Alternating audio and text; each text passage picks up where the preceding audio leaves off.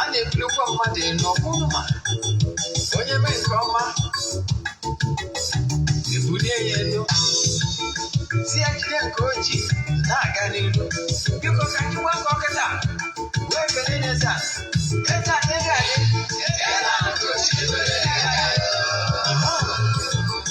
Eze-Ana Ugochitubelu nwoke ọma na oraifite ị ga-adị.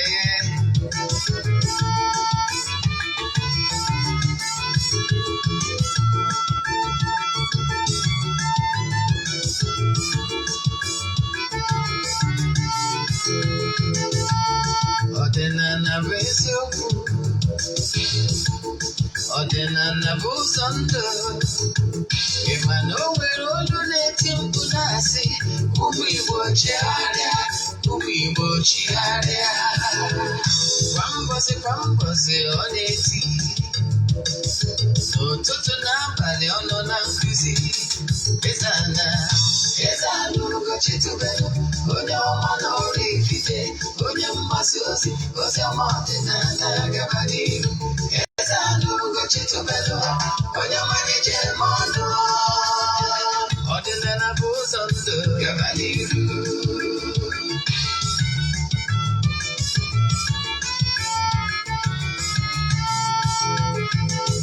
Eze-Ana Ugochitubelu onye ọma na oraifite, onye mgbasa ozi ọma ọdịnala gaba n'ihu. Eze-Ana Ugochitubelu onye ọmalịcha eme ọnụ, ọdịnala bụ ụzọ ndụ gaba n'ihu. Eze-Ana ga-adị, Ugochitubelu ga-adị, Ugochitubelu tempụl ọ ya adị, maka na eziokwu anwa chacha ndị okenye ga-adị front and back, ndị ochie ga-adị front and back. Fọdụs gara aga ghọrọ ụmụ Igbo si anyị rapụ nke anyị na nke feka mma buru Baịbụl bịa akwụkwọ akụkọ mepekwa chọọchị fa okpuru ụka bịakwa.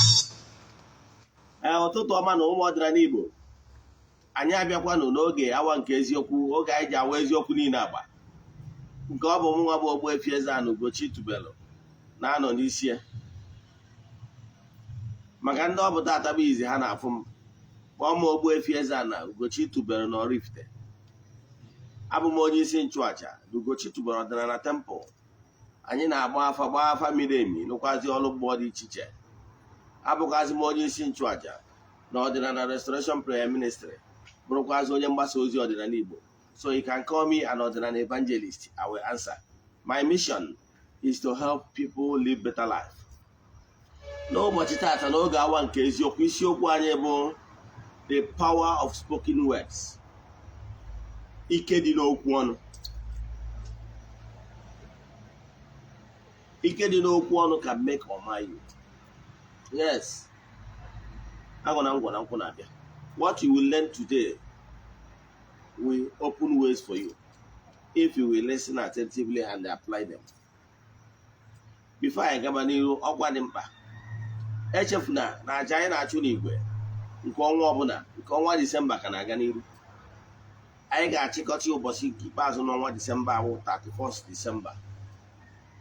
Sesọ ndị sonye na ya bụ aja ga-enweta ihe onyonyo nchịkọta ya.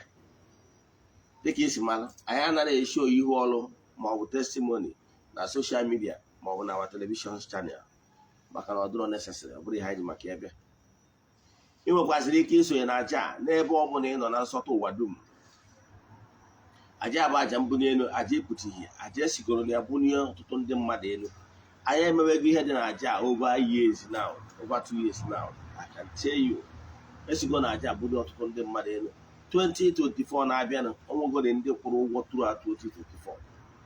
Ndị na-esonye na aja arụ ọbụla maka na ha ma uru dị ya. Anyị bịara ka anyị bịata ewe ndị gwawa testimony, mana I can tell you n'ike dị na aja ọbụla a na-achụ n'Igbo maka na Igbo dike. Kedu ka anyị si eme ya bụ aja? anyị na-ewere isonye na aja anyị forward 3 prayer request anyị debe n'ọlta na-achụ aja na-ekwubi okwu n'aha Chukwu Okike pụrụ ime ihe niile n'isi gị ụbọchị ọbụla. N'ụtụtụ a ejego ori m na tempụl kwubie okwu chụọ aja ma gaa ọfọ isi ndị niile sonyere anyị na ọnwa Disemba. Echi isonye na aja ihe ị ga-eme ewu ịfọwọdụ ya 3 prayer request, you make donation token to the account number. Echi atizie m na WhatsApp agwa gị other details I need for you in order to book you. WhatsApp nọmba ị ga-eji nweta mbụ 08138243871. I repeat 08138243871. Echi atizie m ga-agwazie gị other details I need for you. Chat I will respond. If I na the busy, my PA will pick it, but I can assure you now whether me when send the message, you get what I almost immediately. Okay, boy, I'm only in this way na known from Esiokwu TV. Because I na nota, it's all in yours, more share and mother. Ghana my YouTube channel, Ogbuefi Eze-Ana Ugochitubelu. Ị ga-enwetakwazi over 1000 lectures nkụzi niile anyị na-akụzi n'ọdịnala Igbo ụbọchị ọbụla. Ọ bụkwazi na watch site n'Eziokwu TV. Onwe Nollywood movie ọbụla watch na channel a. Ọ bụ na English movie, jee na Ugochitubelu Movie Productions ma ọ bụ jee na Eziokwu Great Movies na YouTube ị ga-watch ya. Ọ bụ na Igbo movie, jee na Eziokwu TV Nollywood Movies na YouTube watch kwazi ya. Yes. Ị na-awọchi ya na-eshare ya ndị mmadụ ka ị na-eme nke a, ị na-emetụ aka na share button na-agwa ndị mmadụ gbasara Eziokwu TV ka Chukwu Okike pụrụ ime ihe niile gọzie gị n'ebe ọ dị ukwuu. Ya gazie ten ka anyị banyezie na nkụzi anyị ji wee bịa. Nkụzi anyị ji bịa taata gbara nnukwu ọkụ ma gee ntị. Ọ bụkwa ndị chọrọ ị na-esonye m na social media mana ị chọrọ ịnweta decoder eji enweta Eziokwu TV bụ SatView decoder, ịchacha m na WhatsApp, anyị na-eshi nationwide. Yes, ọkwa ọzọ nke ikpeazụ bifo ngaba n'iru bụ ọ bụkwa na ị na-esonyere m na-anụ olu m mana ị nwere passion for ya the computer literate. You can read and write very well and able an editor, editor. Yes, you can edit pictures or edit movies computer wise. I bụrụ iji phone me maka na ọ bụrụ ofu ka ha bụ. Then I want to me perfectly. Then chat was in the WhatsApp. Yes. Then can I come on you and Kuzaji Makia no bachita. Kuzaji Makia were bia, no bachita, Kuzi preacher. Get a catch or you kumaka. I shall you kumaka the power of spoken words. I will call Ike no one. Ike had no one, or Ike catch you quad no one. Kachuku get the work. Yes, Ike no one. And the power of spoken words. Power of spoken words about thought forms. Yes. Whether me cook tadi and kafranya, me could no biggie, no de pondering. He cared in you. So, Abona each a long go for something. In the right manner, may it help you to connect with the power of thought form. It can you know one. Man, one thing I can tell you now, what you don't know is only a mystery to you. Do you know that you can change whatever that is happening to you if you know how to use the power of thought form? It can you know one. You know. I know most of you will not know because you have not been trained. Kedu ka ị ga-esi wee ma ọ bụrụ na onwere kọwara gị ọnya kacha na-elaji wee dọrọ ị na-akọwara gị ụfọdụ ihe ndị anwa bụ ọgbara igbogharị wee nye gị. Gịnị ka anyị chọrọ ka anyị kọwara gị ka ị ga-esi wee na-akwa ire gị nga? Know what you normally say with your mouth. Yes, ka m kwuo gị akwụkwọ ndị ụka ọbịa. O nwere ebe a na-ekwu n'akwụkwọ ndị ụka ọbịa na-agba ọfụ sị ụnụ abụ na ndị na-ekwu ụbarakata okwu kama ụnụ bụrụ ndị na-eme gịnị na-anụrụ anụrụ, maka na ihe o ji wee gwa gị ihe a bụ na n'ọma na ike dị n'okwu ọnụ. If you don't choose the choice of words you use, ị ga na-eme mistake. and ị ga-ekwute nke ikpe ya eji wee ma gị ịmụrụ na okwu dị nka ile anyị na-afụ dị n'ọnụ mmadụ eji ya agọzi mmadụ agọzi eji ekwutọ mmadụ ka ngwa nwantịrị mara ọ bụrụ na isi na okwu dị isi ije ebe mmadụ nwụrụ iche mmadụ power of tongue ije ebe mmadụ nwụrụ a na-ebe akwa na mmadụ nwụrụ si eruo ebe agwa ha na ọmụnwa gburu onye a yes ọ bụrụ na iche na okwu dị cheap talk is not cheap mana aka na anyị gwagwa gị na ọnụ okwu ha ihe eji wee dozi ihe ihe ejikwazi wee mebi ihe mana the problem na ndị mmadụ amụrụ ka esi eme ka use of power of tongue yes ọtụtụ ndị mmadụ na-ewe okwu ọnụ ike okwu ọnụ ọkwọrị ike okwu ọnụ abụrụ ọkwọrị achọrọ m ka m dụrọ ya attention na ike okwu ọnụ abụrụ ọkwọrị ọ bụrụ just ka ọ bụrụ ka m dụrọ ọkwa ya attention mgbe anyị na-eje ụka ọbịa ụka rom o nwere ofu ekpere a na-ekpebe na-achọ ibido ịka ụka yawa ekpere goes this way sị na anyị na-ayọ ihe niile anyị mejọ site n'ililo na okwu na omume ịghọtara ya site n'okwu anwa na ililo na okwu na omume ịghọtara ya so nke echere eche nke e kwuru n'ọnụ na nke emepụtara emepụta ha na-arụkọ ọrụ ọnụ ọnya ka eji wee sị gị na ọ bụrụ na mmadụ pụtasị gị na Jizọs nwere ebe ọ na-ekwu na Baịbụl ihe ndị ekwu otu Jizọs kwuru ka m nwere ihe ma mara ya o wee sị na-agwala ụnụ akwara iko mana ya gwa ụnụ na onye ọbụla nere nwaanyị anya ka a ga ikwu iko wee gụọ ya ọ sị na onye akwago ori iko ore ịghọtara ya ihe chọrọ ka nkọwalụ gị ebe a bụ ka ịghọta the power of thought because no good morning thought how are you so choose the choice of words ị na-ada echebe n'obi choose gwazie the choice of words ị na-ekwupụta n'ọnụ maka na ekwuru sị for the abundance of the heart the mouth speaks so ọtụtụ ihe ị na-ekwu n'ọnụ gị bụ ihe ibu ụzọ nọọsụ n'obi gị bifo ikwupụta ya so know the choice of words you normally say to yourself and to even to your fellow human beings.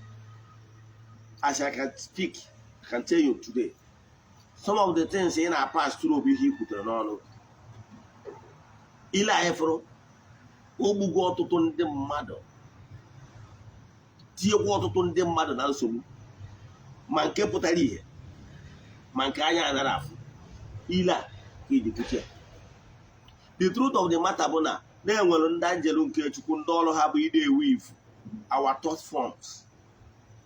Your thought, you use it to create, you use it to form. Okwu ọnụ a, you use it to create, you use it to form. Ịma ọ na-eji okwu ọ na-ewu mmadụ, o nwere okwu ya agwa mmadụ ọ chego dị ọnwụrụ. Ịmụrụ na by the choice of words i kwuru eji create ma ọ bụ na ife nke ichere n'obi gị ịmakwana ihe ọ bụla ịfụrụ on earth now create ihe ahụ nwere mgbe datịrị bụ ordinary thought form ihe ọ bụla ịfụrụ ekere eke ịfụrụ n'ụwa ma phone ị na-use yes ya Android somebody thought about it many years ago o nwere onye bụ ụzọ wee chee n'obi na ọ dị possible i create Android ọ bụ ụzọ chechaa ya wee bịa put into practice o wee bụrụ reality. So here na chekowala gị, do you know na some declarations na okwu ikwuru n'ọnụ gị so na ihe bụ problem ị na-enweta ịma na isigo n'okwu ọnụ ị na-ekwu wee tinye onwe gị na nsogbu ịmarọ ka mmadụ o nwere ofu nwanna this guy who used to be my childhood friend. Yes, I tokwara because I need an age then.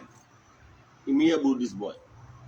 O nwere ebe ọ pụtara o wee wụ na o nwere ndị ụmụazị na-akpa agwa iko n'ogbe o wee jee ebe ọ na ya na mmadụ na-akpa nkata wee si onye anwa na ọmụ onye ndị na-eme ihe dị etu a onye ọ na-agwazi bụrụkwa onye ọ gwachara ya, onye anwa buru ejekwa je gwa onye anwa na-akpa agwa iko ịghọtara ya. So onye a na-akpaji agwa iko wee je plan owutu ndị otu ya si na ọ na-akast ha dị afọ eduna ya ọ na mmụọ ọ nawachu ile maka na ọ bụrụ ọkwa ya irie nga and onye ọ na-agwa bụ the right person ka ọ gwara ịfụna ka ile chibu eduna ya chukwu. So okwu ọnụ o kwuru ekwu nke agwụgoro na fisikal nke agwụgoro na fisikal enwere ọtụtụ ndị mmadụ etinyegoro na nsogbu ya ka nji wee gwa gị sị na isi na okwu dị chip ịmara ebe mmanụ nwụrụ jee ebe a jee kwuo n'ọngụ igburie ife ebe ihe nweta onwe gị ịghọtara ya. Okwu dị nka, mind the choice of words ị na-ekwu. Ọtụtụ nne na nna ekenekwa m ụlọ, ọtụtụ n'ime ụlọ so n'ihe butere ihe nụrụ ihe na-esi. Ọtụtụ n'ime ụlọ na-eji ike okwu ọnụ were na-ekwuru ụmụ ụlọ na-akpọ ụmụ ụlọ iyi. Adịm ekwu aka na-abịa maka ndị na-akpọ onwe ha iyi. O nwere ndị na-akpọ onwe ha nwaanyị onwe ha iyi knowingly and unknowingly. Chefuzie na whatever you give out, whatever you sow in creation must flow back to you, the originator. Maka na mkpụrụ onye kụrụ ka ọ ga-aghọrọ. So ihe na-achọ ịgwa gị today going forward, ị ga-asị na ịnwetara nkụzi taa bụ na know the type of thing ị na-echere obi, mara ihe ị na-ekwupụta n'ọnụ gị. Maka na ihe ntị na-ata, ihe oke na-ata na ntị na-anya. Ihe niile ị na-echere obi gị, ụmụ mmụọ na-eteki note. Ha na-ekpe idiloga okwu ya na omume. So nke ọ bụla i chere echere obi gị they know. Nke ị kụziri ekwu n'ọnụ they know. All those entities of power, the elemental beings, they keep on weaving ihe ọ bụla ị na-eme ma nke ọma ma nke ọjọọ. All have the continuous weaving. A na-edebere ya, a na-edetu ya, a na-edetu ya, ụbọchị nta achọ na owere chi. So choose the choice of words ị na-ekwu. Eburu nne na nna kwụsị na ịkpọ ụmụ ụlọ iyi. Na-eche eche bifo ikwuo. Mmadụ nwere ike iprovokuru actually, mana mgbe ọ bụ na mmadụ provokuru gị, ị ga-amụ ihe onye agha mere gị bifo ikwu. Maka na mgbe ụfọdụ onye agwara uchezo onye kwuru uchezo onye agwara ada echefu. Ị nwere ike ichezokwa ihe a ikwu, mana mgbe ụfọdụ ị bụrụ ụmụ gị ọnụ ọkụ ịma. Yes, echekwa nkwu oke amara ụmata akpa dibịa amakwana ụma wee pụọ oke ọnụ. Ịghọtara ya. Eji ọgwụ na mma na otu mgbe ụfọdụ mmadụ nwere ike imekawa ihe ga-awara ntị gị wee pụ ya ọnụ. Ọ na-eme, mana try eti nwere ike ka ịdị sure na ịdị abụọ ọnụ carelessly. Ịmakwa na kọmọn na nne na nna were iwe nwatakịrị ka nna agwa ịkpachakwa n'anya na-akpasu nne na nna gị iwe, maka o nwere ihe ị ga-eme nne gị ma ọ nna gị bee akwa wee sị nwa m ihe ị mere ya na nwa ga-eme gị ọgwụ ọnụ ka ọ bụrụ gị. Yes, there is power in spoken words. So ihe nna ya ọnụ nne na nna biko ụmụazị kịta ihe nwere ntị ọwụ maka ntị ọ nke chọ mma. So kedu ihe na-ekwu na ya? Ihe na-ekwu na ya bụ ị ga-atrai etu ị nwere ike ka ịfụ na ụmụazị anwa na-ekontrolu ha, kọntrol ya anga. Mgbe ọbụla ha megoro nke abụrụ the best, ime gịnị? Ịgwa ha ijiri nwayọọ mara ka ị ga-esi wee ji nwayọọ wee butuo, mara ka ị ga-esi ji nwa wee butuo, mara ka ị ga-esi ji nwa wee butuo. Ghara ijichi iwe wee kwuo okwu, iji n'iwe oke wee chi ụlọ ọkụ. Iwekwara ya na ọkwado jos okwu ọnụ nkịtị kwuru. Okwu ọnụ dị ile, okwu ọnụ ha ọ dị ile, okwu ọnụ ha ọ dị nnukwute ile. So mind the choice of words ị na-ekwu n'isi ụmụ gị. Achọ ka bidogo n'ebe a. Kama mgbe ụfọdụ nwatakịrị akpasuo gị iwe, learn how to sit that your child down, have interaction with. Nke bụ eziokwu na ụmụazị kịta na-amụpụta ịṅụrụ ntị. Ọ ekwuche ya nụrụ ka o si na ntị nke a na-aba ka o si na ntị nke ọzọ na-apụ. Mana ana m ayọ nne na nna biko ka iwu unu dajụọ ka unu malụ na okwu anyị kwuru abụrụ jọs ka i kwuo ya. O nwere ndị ya nọgide ịfụ ka ha na-akpọ nwa ha iyi ọsị ekpenta ihe nwa. Ụfọdụ iwe ka eji ụfọdụ a na-ewere n'ọkwado ịkọlụzi atenshọn ya n'ọkwado iyi ka ọ gbọrọ ọsị na-ejiri obi ọzọ mba ịkụzina ya.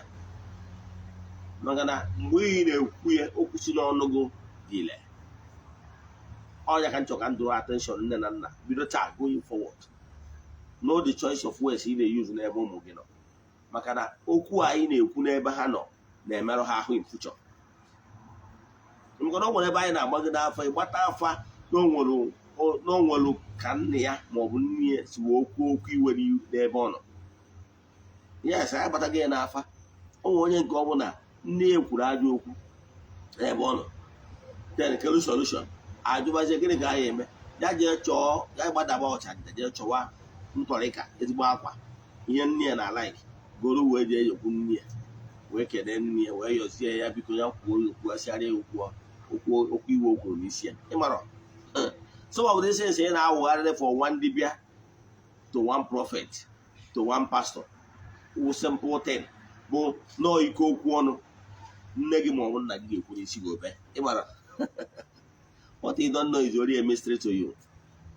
Yes, ike dị n'okwu ọnụ biko nne na nna ma ayọ ụmụazị a na-amụ kịta ntị enwero ka ọ dịbe okeke ka ọ dịbe ogene mana ka anyị butuo. Yes, ka ofu maka na ọbara isi ọbara agụba mana gị nwatakịrị kwa ịkparịkwana nne na nna gị iwe. Even Bible kwuru ya na nwatakịrị na-erubere nne na nna ya isi na ndụ ya na-eto ogologo. So gị bụ azụ bụrụ onwe uti n'ọnụ agụiyi onye ka ọ ga-ajụ ihe mere ndụ ya. So gị nwatakịrị uche gị dịkwa ya. Nke a ofu. Nke ịbụọ abụ m chọrọ ikwu maka ya. O nwere ndị amara ka esi ekwubi okwu n'isi onwe ha. Ị ma na some of the 10 ụfọdụ n'ime ụlọ na-aya na-ejegharị from one pastor to one dibia bụ something ị nwere ike aya eji ike okwu ọnụ wee reverse. Ị mara ụfọdụ ihe na-efụta efụta bụ iyi ụwa gị ihe ị ṅụrụ n'ụwa mbụ gị.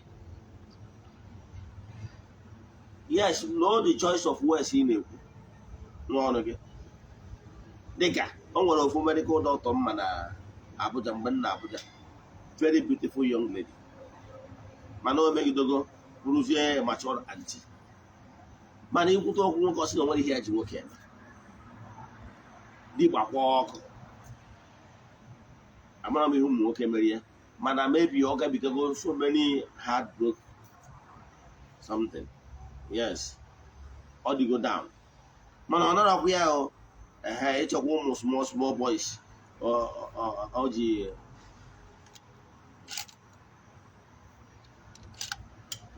ọ nọrọkwa ụmụ small boys o ji anọgharị. O nwere ego, she's very rich, o nwere ụlọ na Abuja na-emegasị travel. Yes, mana o nwere ihe o ji ọ sị na ya nwere ihe ejiji eme maka na ọ chọrọ ịnọ n'okpuru nwoke. Ịghọtara ya? Mana agwa ahụ adịrọ mma mana ọ because of maybe experience ya o wee sị na di gbakwa ọkụ. Ihe o kwuru ya out of pain, maybe because of the mother break the heart ya before o kwuzi out of pain. Ihe o kwuru kịta bụ iyi ọ sị na o nwere ihe ji nwoke eme di gba ọkụ. Ya bụ iyi ka ọ gbara onwe ya iyi. Definitely na-etu o kwuru ya kịta o nwere ike because of the lifestyle ọ bịakwuzi na-ebi. Definitely o nwere ike mee ya nọ na di kasatị mgbe ọ na-ekwu ihe a ọ dị about 40.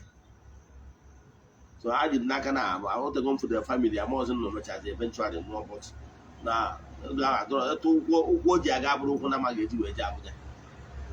so mana ọ nwere ego ọnọkọta oju nwoke jere onwe obodo oyibo enjoy ya onwe ya but no husband. Mana ihe na-achịkọwara gị bụ na iji n'iwu oke wee tinye ụlọ ọkụ ị nwere ike ịṅụ. O nwere ndị sụchara ụmụ efebara ha sị ụmụ ọkwana gịnị na ụmụ na-azụgbu mmadụ, ma ụfọdụ kwuo na dị gbakọ ọkụ nwere ọbịa ụwa ọzọ ọchụba ji. Ụfọdụ na-ekwu ya o mee ha efekt ebe mbido almost instantly n'ụwa nke a. Nwere ike ọ sị na nwa ma ọ bụ di na ya dịrị interested gwa aka pilot mezi onye nso o nwere ka ọ nụzie di ya ma ya mụtara nwa. Ihe niile abụ ihe aṅụrụ aṅụ. So mgbe ụfọdụ na-ama okwu ị na-ekwu, mgbe ụfọdụ o nwere ụfọdụ ndị mmadụ na-ama iji aka gị wee reject ya na ịchọrọ iji chọọ companion emechaa manifest ma ihe ahụ ihe ị ṅụrụ onwe gị ọ ike okwu ọnụ. Maka na mgbe ị na-ekwu ya ya entities are within it, keeping it for you. So know the type of okwu ị na-ekwubi n'isi onwe gị. Ikwubizi n'okwu ọbụla dị negative. O nwere ofu onye one man ọ sị na ya na over his dead body na ya ma anọnata mgbe ahụ nwoke nwe onye ọdịnala dead, mana ọ sị na nwa ya ma echifada maka na diọkpara ya ka ọ chọrọ ka ọ nọchie anya ya asị dibịa na bie. Diọkpara wee si ọnwụ na ya eje seminarị a na-ekwu wee sị na over his dead body na ọ maadị ndụ nwa ya echie fada. Ọ tara anyị na o nwere ike ka ọ bụla ọka ọnwụ ya echifada, mana ndị ụka kwechi nwa ya akwechi. Ụbọchị ahụ echiri ya dikin na-ejeji 6 months time ka echie fada. Apụta ka echiara nwa ya dikin ọnụ ọzọ ụbọchị echiri nwa ya fada. Ike okwu ọnụ. Ọ ngwa ndị na-emekwa nwa iyi na ha ma anọ nwa ha anụ ede etu a ọma na enweghị ike ofu ihe eme. So mind the choice of words you are using. Ike dị n'okwu ọnụ. I can tell you na some of these things ị na-agbagharị ihe taa sketa mgbe ike okwu ọnụ ka eji wee kwue. And ọ bụrụ na oyiyi a ṅụrụ were ike okwu ọnụ wee kwuo ya, ọ gwasị ike okwu ọnụ ka a ga-eji wee rivasi ya. Ọnya kpatara tempụl anyị anaghị abụ ihe ụwa. Ihe anyị na-eme bụ na anyị na-erivasi ihe ụwa nke ọ bụ na agbapụtara n'afa ọkwụrụ. Ịghọtara ya? So gịnị ka m na-ekwu maka ya? Mind the types of okwu ị na-ekwubi. Mind the choice of oyiyi na-aṅụ n'ụwa. Maka na ichefuo ụmụ mmụọ ị gwara ama echezọ. Onye kwuru ekwu chefuo. Onye gwara ama echezọ. Ụmụ mmụọ ka ị gwara si ya n'ụwa gị saa na onwere ihe iji ihe na-etu eme dị gba ọkụ ma nwunye gba ọkụ na onwere ihe iji nwa eme maka na ịnọ ịmụchara nwa n'ụwa nke a ụmụazị sụcha ụmụazị nwere nke soro gị wee sị na ndị kpọchara aka wee tinyere ọka gị nwa gbakwa ọkụ na onwere ihe iji nwa eme. Ị na-ekwupụgharị ụmụ m wee detuo na akwụkwọ na ihe chọrọ. That is your wish. No what you are wishing. So sometimes if ị na-ewish onwe gị, ị na-ewish onye ọzọ will come to you. Because that's what you wish for another person. So always think before you take some certain vital decisions in life. Kedu ihe na-ekwu maka ya? Ihe na-ekwu maka ya bụ ike okwu ọnụ. Even some declaration ị na-eme upon your own life. Declaration ị na-eme upon your own life. Nwee time iji ekwubi okwu ọma n'isi gị. Na-ekwu na ọ ga-adịrị gị mma. Na-ekwubi na ndụ gị ga-adị. Get one thing you mara in life bụ whatever you sow you reap. Ọ bụrụ na ị na-eso goodies, na long for goodies, goodies will always locate you. Ị ga na-ekwuriri okwu ọma. Ọ bụ na ị kwudoro sị kere ihe edizi ndụ eme n'ike agwụgwọ gị. Iburugo ụzọ na retirement. Ọga ọma etezi aka ị nawa Chukwu. Ịghọtara ya? Ihe na-agwa ụmụ mmụọ bụ na ike agwụgwọ gị na onwere ọzọ ihe dị ndụ eme. Ejiri gị aka gwa ha kpọrụzie gị that they should withdraw you from this gross material the earth. Ọ ihe kwuru and ihe ekwutere n'ọnụ ka mmụọ na-edetu. Echefukwana mgbe ọbụla ị na-aga ọfụma na-ekwubi okwu, echefuna na ihe ị na-ekwu n'ọnụ ka mmụọ na-anụ. So know the exact thing ị na-declare. But when they decree something, let it be clear to you. They take note of those things. So make sure you have a decree upon your life positivity. Even you what a matter provoke, try to digest it very well. Always go working a provoke, You and we can digest the thing of man. One that very well before you take your stand. Even you hope that when you put on your name, put on a Macaneba and Quapu, and that's what make actually. Here, queer. Korean de Puya. What put that time we do Kubiukunimo when you were not nullify all the negative thoughts equal. No one. Macanicate one. Okay, when it didn't bridge our counsel, he called Namagaba. He plead for mercy. Then make positive declaration. Never give up. That's why one thing I like about successful people like John Cena. That is his word, watchword. Never give up. I think Michael Faraday discovered electricity. I not try that 5,000 times before succeeding. He hope that he will never give up. No, do they enjoy ta? Abronoga digide to mgbe unu na-eji ọnụ wee kwuruo onyinye amara nọ n'ụzọ ụnụ enwere ike ọ bụrụ na ya spiritualist rụrụ ọrụ ifu abụrụ resort ijiri ọnụ okwu na you don't believe n'ihe ahụ onye a mere gị. Once you nullify gear, if you don't have faith in somebody or you don't have faith in what somebody is doing, why engaging that person?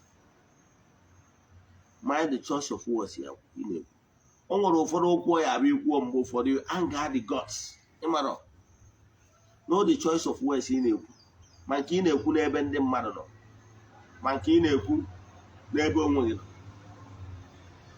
Dọta akwụkwọ ndị ụka ọbịa nke kwuru na ọ bụrụ na imejọ ọnwa nke mmadụ na ọ ya agbaghara gị mana ikwujọ mmụọ nsọ ma ihe ọ na-achịkọwara gị ebe ahụ ihe ọ na-achịkọwara gị na some spoken words ị na-eji ọnụ gị wee kwuo ihe ya bụ ụmụ mmụọ ọnụ.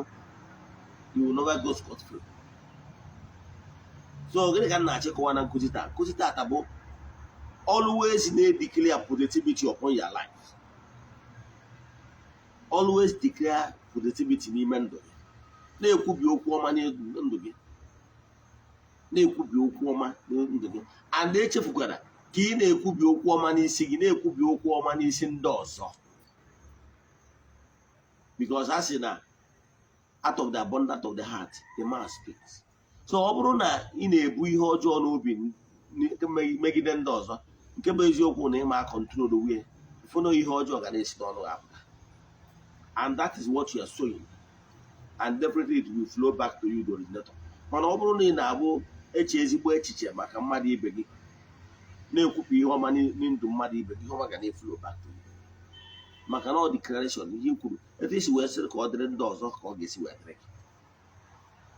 So ogene ụmụnne nke m na-ekwu maka ya never give up. Mgbe ọbụla ị pụtara n'ụwa wee give up na nwa ọzọ ihe dị ndụ eme ọ ga-aya withdraw gị very soon. Egbekwana ihe ọbụla ya emegide gị isi ka ị contemplate ya ijekwa ụdọ. It's never an option. You know why? Onye gbawara ọgụ wee gbaa ọsọ ihe ọ chọkwa ka ọ dịrị dị ịkọntinu ebe ọ kwụsịrị another day. So mgbe ọ bụla ị gbara ọsọ sị ka ị jee gbuo onwe gị ihe wụrụ na wee so ya ịbịakwa n'ụwa ọzọ kọntinu kwa n'afụfụ ebe ahụ ị nọ agba ọsọ. Ụwa adị ajọmpụ ụwa dị ka staircase. Yes, ị pass at this stage you face the next stage till n'iruo na promised land. So it's never an option. Ọ bụrụ na ị ghọtara ya ji wee chọ ịkọwara gị taa ka ịghọta ike dị n'okwu ọnụ. Ike dị n'okwu ọnụ. Ọ nwere onye a na-akpọ nne mụtara Jabez ama n'inugo maka stori Jabez. Nne ya mgbe bido na mgbe nne ebu abịa n'afọ ihe nne na-agabigara n'ebe ọ nọ bụ pain ihe mgbu ọmụgwọ nwa instead of nwaanyị a iji ike okwu ọnụ wee reverse ya those negativity or pass through mgbe ọ na-eme nwa ya ọ bakwa nwa ya pain ime ihe Jabez mean pain Jabez wee afụfụ ọ ihe o mere o wee baa nwa ya Jabez a wee tepụtakwa n'ụwa wee bụrụgide ntụrụ afọ ganye na mgbe Jabez na onwe ya discover the power of spoken words discover the ike dị n'okwu ọnụ Jabez wee bewa akwa wee yewa Chukwu okike site n'ike okwu ọnụ si gbanwere ya ọnọdụ site n'ike okwu ọnụ Jabez wee nwere onwe ama ị na-ege ntị ihe na-achịkọwara gị bụ na Jabez ji ike okwu ọnụ wee reverse ya ihe na-eme n'ime ndụ ya bido na mgbe a dị ime ya ọ ihe agha dị ime ka ndị ya gabigara wee sị na nwa agba afụfụ na nwa abụ ihe mgbu na nwa ahụ pain wee banye Jabez o tolitekwa nwatakịrị a ihe mgbu na-eme n'ime ndụ ya ganye na mgbe o ji wee dị conscious of n'ike dị n'okwu ọnụ wee were ike okwu ọnụ wee reverse ya that negativity dị n'ụzọ ya ndụ ya wee gbanwee egwu akwụkwọ Jabez story about Jabez kedu ihe na-achịkọwara my brother my sister ihe na-achịkọwara gị bụ na ike dị n'okwu ọnụ begin to say positivity speak positivity to your life agwara m ọnụ na-enwe time for your spiritual exercise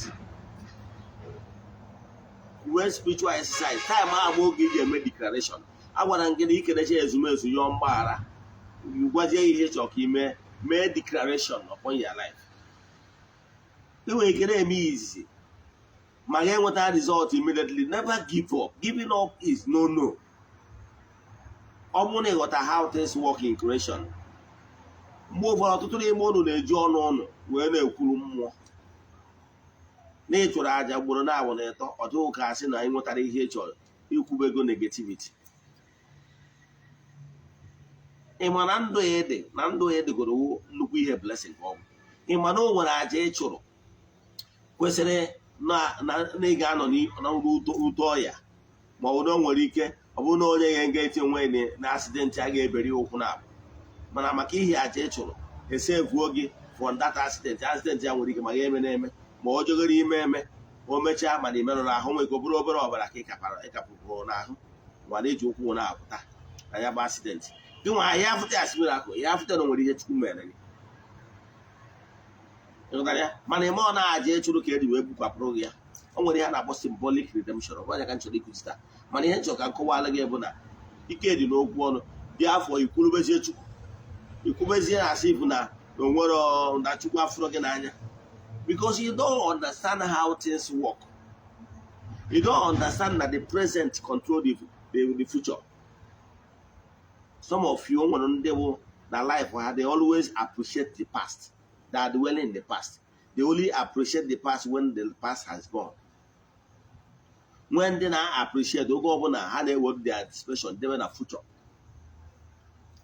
I will do this future I will do this procrastinating ihe emechala ọ na-postpone mana ọ gbara na whatever you will be tomorrow is what you build today present control the future so begin today to have time for your spiritual exercise begin today to do declaration positive declaration upon your lives bido kịta na-ekwupi okwu and bido kịta na-work it out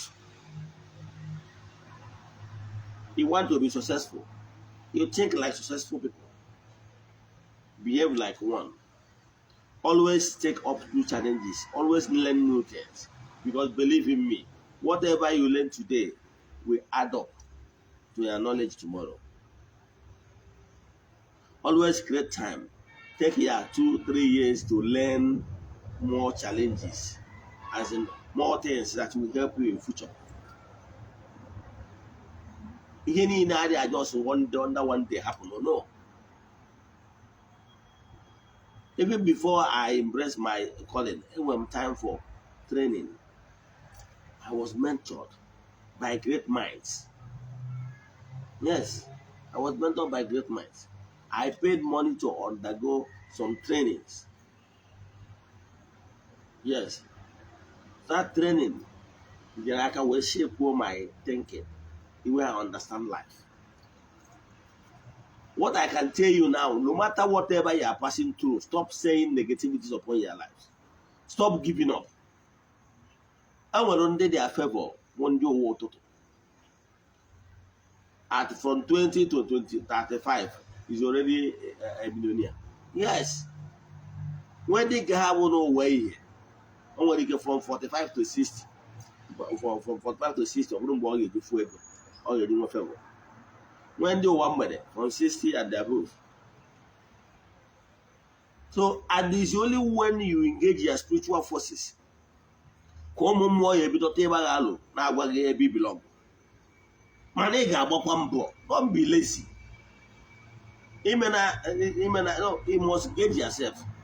Some people are lazy because sometimes hard to the in one time. No. I'm going to know na opportunities. Maybe they are not paying you, maybe they are paying you small. But you have the opportunity to learn so many things. Better for you. During my time, I was not even paid. But I put my time learning all those things. Today, those things are really favored me. I benefited a lot from those experiences. Because life is all about maturing by experiencing. That is the only way you mature. So what am I saying? I want to know how those things work. Begin now to declare positivity upon your lives. Cancel everything over with negativity. You should take your life. You should do this. You should put negativity. I will go and get a negativity cannot solve your problem. If you go look by a fast lane, it cannot solve your problem. Manaki we peace of mind. Kiwe de udenandua. It must remain positive. It must act positive. Because negativity and shortcuts will never take you to greater height. Never. If we see anybody that is dwelling in negativity and the person is up there, okay, what the person is enjoying now is the benefit of the previous earth life. Time will come when the person will exhaust those benefits and the person will start reaping what he's doing now. So stop looking at other people that is look as if they are progressing while dwelling in negativity. Living good pays, living good lives. So what am I advising you today? Learn how to use the word of your mouth to create. You use your mind. You use the words of your mouth to create your own kingdom where you want to be in future. And once you use the power of thought form to create the goodies you want in life, then you back it up with the power of spoken words. Then you act it. These three things must be. First, thought form. Yes, it's a form. Then spoken words. It's form. Because you create. Then you act. Oh yeah, but I'm going to buy a joke about saying, no moment, that act. So these three things are work in harmony. So for you to achieve those greatness, that thing must be something you long for. Then the act here, you speak about it. Speak about it, and then you put it to action. So what am I telling you today? Know how to do some declaration upon your lives and work it out. Never you embrace negativity or thinking that you will succeed with a negative lifestyle. No. Negative lifestyle can only jeopardize your chances of being great in life. So we are summarizing. What I want to tell you today is this. What I want to tell you today is this. Learn how to live positive lifestyle. Learn how to declare positivity. And learn how to keep your thought pure. Keeping this three formula will help you to go places. Let me give you an example. There are some certain things you will pass through in life. It's already a life destined for you to pass those natural process. Yes, Those natural processes you are passing through now is to equip you for future. Why I ask you not to engage yourself in negativity? That if you are engaging yourself in negativity, you are not building brand. People will begin to run away from you. But be humble enough. You don't know what future holds for you. And mind you, before I close, there is no way heaven will bless you direct without using somebody. They must use somebody to bless you. And those times you are building, you are being mentored, you are building the capacity of meeting many people and learning so many things at the same time. By so doing, you become a better person. But mind the choice of words you use, either for yourself or for another person. Because what goes around comes around. Ka m kwụsị ebe a, eji m n'aka na o nwere ihe mụtara gbasara ike okwu ọnụ n'ụbọchị taa. Etu imesi yuzu ike okwu ọnụ iji megide mmadụ ma ọ megide onwe gị. Maka na ihe ọ bụla i kwupụrụ n'ọnụ, the angels normally weave it for you. Yes, if you weave something good, good will follow you. If you weave something bad, bad will follow you. Ka m kwụsị ebe a, inwe ajụjụ na nkụzi a ma ọ bụ na ịchọ ka a gbara gị afa mmiri emi, send them a message na WhatsApp 0813-8243-871. I repeat, 0813-8243-871. N'aha Chukwu Okike nke pụrụ ime ihe niile, anyị aga ọfọ n'isi ndị niile bụ ndị enyi anyị, ndị ihe anyị na-eme na-amasị, ndị na-eshare our link, share our stories, na-agwa ndị mmadụ gbasara mgbasa ozi anyị na-agbasa n'ọdịnala Igbo n'Eziokwu TV and our social media handles. Ndị na-emetụ aka na share button, asị ka Chukwu Okike gọzie unu. Na-agụkwazi ọfọ n'isi ndị children of the temple and friends of the temple, ya nakwazi ndị niile sonyere anyị na aja ọnwa Disemba. Asị m na ọmaka ga-emere ụlọ, asị m na onye na-achụ ụnụ ga-ada, na onye ụnụ na-achụkwazi ga-ada, maka na ejiri ọnwa adịbịa eme mgbọrọgwụ. Asị m ife mmadụ na-enu ya darụ nna na ọdịnala ya pụrụ ụlọ mekwụwa were anya ha wee fụ. Asị m na ụnụ ga-adị ka echi, maka na echi adị agwụ agwụ. N'aha Chukwu Okike nke pụrụ ime ihe niile, asịrị m na onwere ndị enyi anyị, na onwere onye anyị lụzuru n'ime ala n'ụwa, na onwekwana onye ọbụla bụ onye enyi anyị. 2023 ga-afụ njedebe, na anyị niile ga-afụ njedebe 2023 wee banye n'arọ ọfụ 2024. Ka Chukwu Okike pụrụ ime ihe niile gọzie unu niile n'ebe ọ dị ukwuu. Ekwuru na distance ama abụ ịbarịa, ezigbo ka ama abụ ịbarịa. Ebe ọ bụla ị nọ n'ọsọtụ ụwa dum, receive blessings from the Most High God. Ya gazie ka ọ dịkwa na echi niile daalụnụ. Ndị enyi m ndị metara onwe m ndị soshal midia, o nwere personal WhatsApp nọmba ị nwekwara ike iji nweta, mana ọ ga-abụ WhatsApp message only 0805-7837-672. I repeat, 0805-7837